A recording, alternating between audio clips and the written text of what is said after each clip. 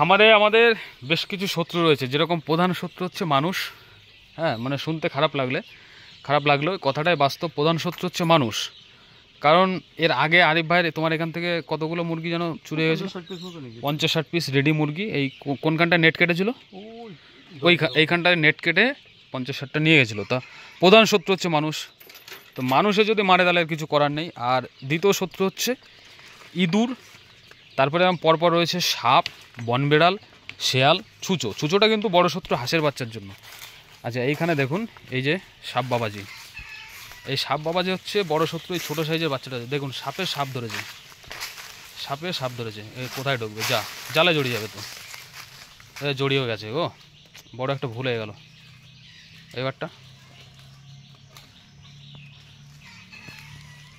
হ্যাঁ, বেরিয়ে গেছে। এই দেখুন, সাপ ধরেছে।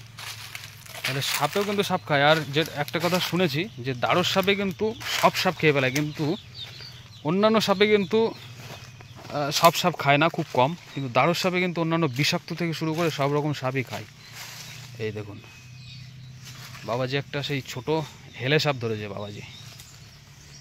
চলো বাবা, যাও। ওই দেখুন, পগার পর